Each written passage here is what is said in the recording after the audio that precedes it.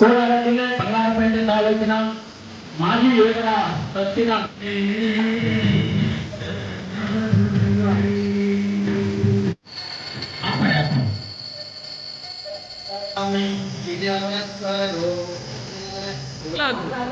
ಅಲ್ಲ ಸಾರ್ ಹಿಡ್ಕೊಳ್ಳಿ ನೀವೆಲ್ಲ ಇದಾಗಲಿ ಸಾಕು.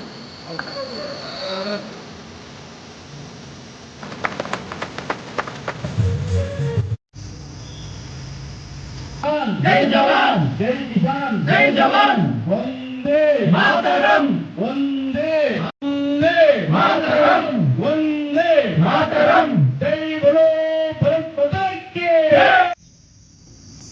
ಈ ದೇಶದಲ್ಲಿ ಹಣ ಮಾಡಲಿಕ್ಕೆ, ಆಸ್ತಿ ಮಾಡಲಿಕ್ಕೆ, ಸಂಪತ್ತು ಮಾಡಲಿಕ್ಕೆ, ಮೋಜು ಮಾಡಲಿಕ್ಕೆ ಬಹಳಷ್ಟು ದಾರಿಗಳಿದ್ದಾರೆ.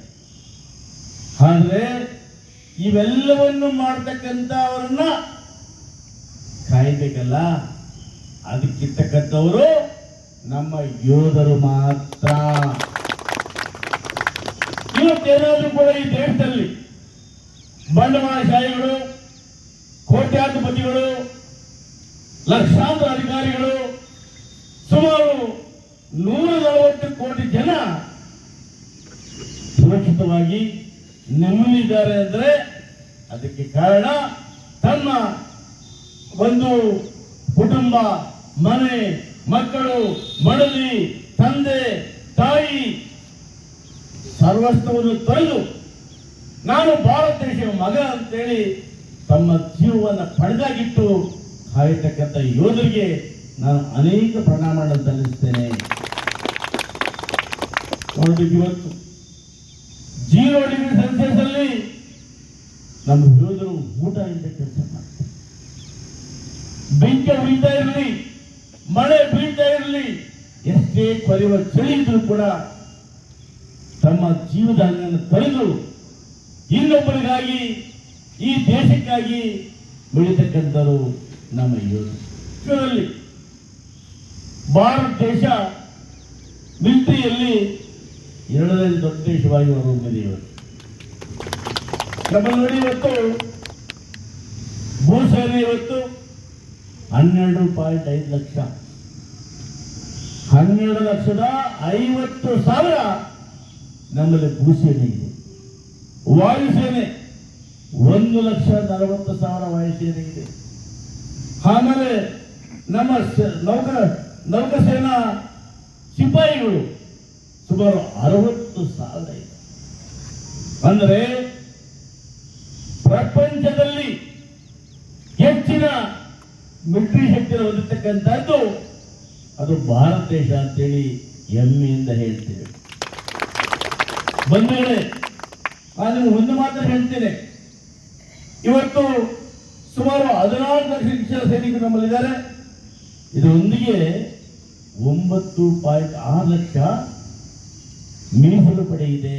ಅಂದ್ರೆ ತುರ್ತು ಪರಿಸ್ಥಿತಿಯಲ್ಲಿ ನಿಮ್ಮೊಟ್ಟಿಗೆ ನಾವಿದ್ದೇವೆ ಅಂತೇಳಿ 9,60,000 ಜನ ತುರ್ತಾಗಿ ಕರೆದ ಹೋಗ್ಲಿಕ್ಕೆ ಮೀಸಲು ಪಡೆ ಸೈನಿಕರು ನಮ್ಮಲ್ಲಿದ್ದಾರೆ.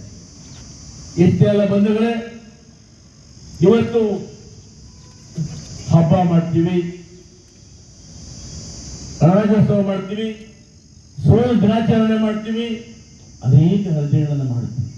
ಕುಟುಂಬದಲ್ಲಿ ಮದುವೆಗಳು, ಬರ್ತಡೇಗಳು, ಸಂಪ್ರದಾಯವಾಗಿ ಎಲ್ಲವನ್ನು ಮಾಡ್ತೀವಿ.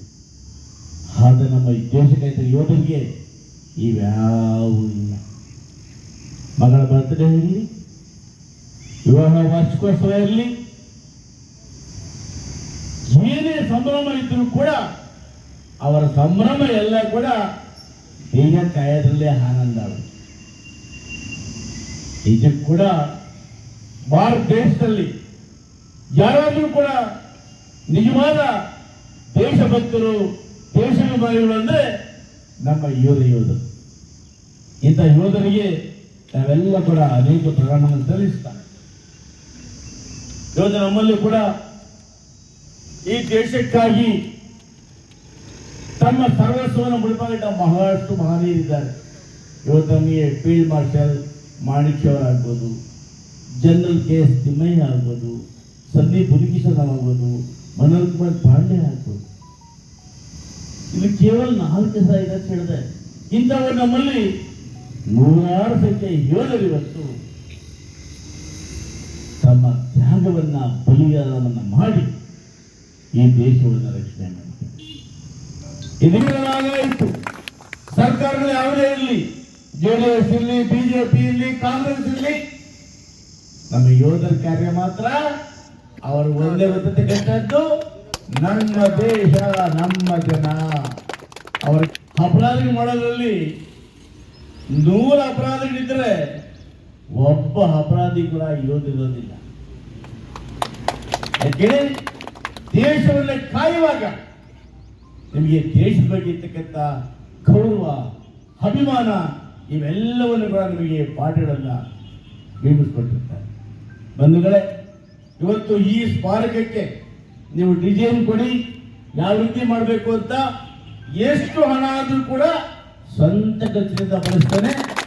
ನೀವು ಯಾರೂ ಕೂಡ 100 ರೂಪಾಯಿ ಹಣವನ್ನು ಹಾಕಬಾರ್ದು. ಒಂದು ವೇಳೆ ನೀವು ಹಣ ಕಲೆಕ್ಟ್ ಮಾಡಿದ್ರೆ ನಿಮ್ಮ ಮಕ್ಕಳ ಭವಿಷ್ಯಕ್ಕೆ ಅದನ್ನು ಮೀರಿಸಿಡಿ. ಮಕ್ಕಳ ಕಾರ್ಯಕ್ರಮ ಮಾಡಿ. ನಿಮ್ಮ ಯೋಧರ ಮಕ್ಕಳು ಆ ಶಾಲೆಯಲ್ಲಿ ಒಳ್ಳೆ ವಿದ್ಯಾಭ್ಯಾಸ ಮಾಡಿದಾಗ ಅವರ ಸನ್ಮಾನ ಮಾಡಿ ಕೊಡಿ.